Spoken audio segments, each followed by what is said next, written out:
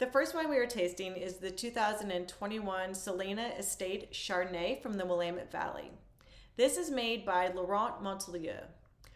Over the course of 28 years in Oregon, Laurent, who first learned winemaking in his native Bordeaux, has had considerable influence over the industry in Oregon. He held winemaker positions at Bridgeview Estate as well as Willackenzie Estate before purchasing and planting the 80-acre Daniel Laurent Vineyard and founding Solena Estate in 2002. He farms an impressive 1,000 acres total between all of his properties, mostly in the top Willamette Valley AVAs of McMinnville and Yamhill Carlton. So let's get into tasting this. I do want to add a personal note about Chardonnay in Oregon. So there is a industry event that happens once a year in the summer for all sommeliers who are invited to attend. It's called Oregon Pinot Camp, but it's not just about Pinot Noir. There is absolutely a focus on the Chardonnay in Oregon, which in my opinion is absolutely underappreciated and underexposed. I hadn't had that much exposure to it when I went to Pinot Camp, and this was in 2013, so 10 years ago. But I was incredibly fortunate to be able to attend one of the most amazing events I've ever been to, or wine tastings, I should say. So it was a aged Chardonnay out of Magnum tastings with crab. And so it was all you can eat crab and then Chardonnay all out of magnums that had been aged from every Oregon producer who submitted their wine. And it was life-changing. It was incredible to see the different examples of Chardonnay and the ageability of Chardonnay in Oregon, which was not something I'd ever had any exposure to.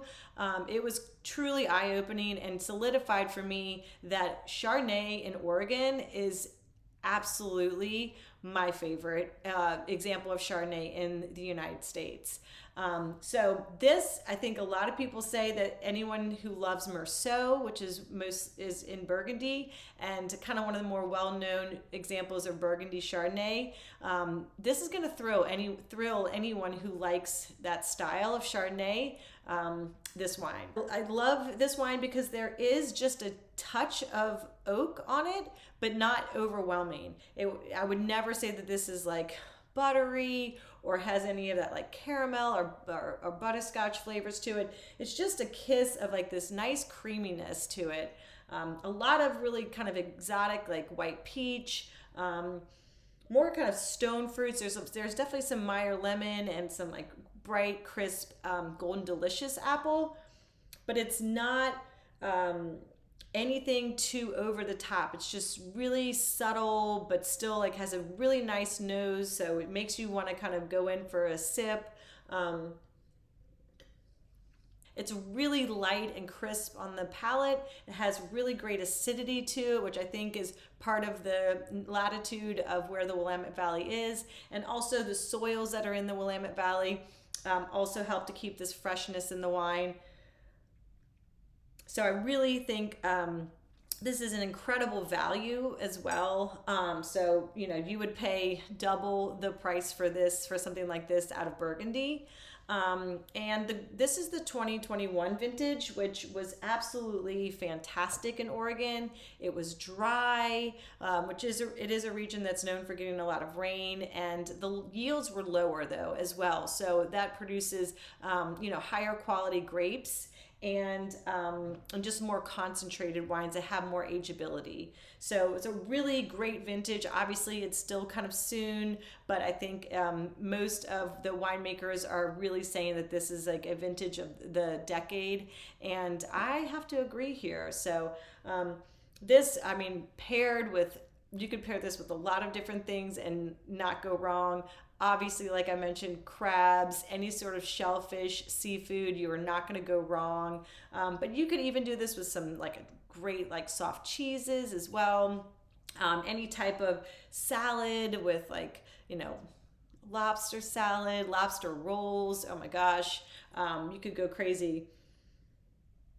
But this wine is just definitely on the more elegant, refined style. You can see it's like not too golden compared to my yellow shirt. It's like just a little bit of like sparkly, like, you know, kind of a hint of like a glow to it. Um, yeah, makes you want to go in for another sip. But again, it's really light and fresh, but just finishes with a itty bitty bit of creaminess that just like makes the wine kind of melt in your mouth.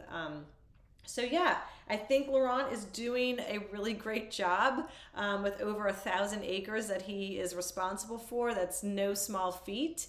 And yeah, I would absolutely source these wines out. So he makes a Pinot Noir from Solena Estate as well, but the Chardonnay is what we are featuring. And I'm really impressed with it. Hope you enjoy it as much as I do.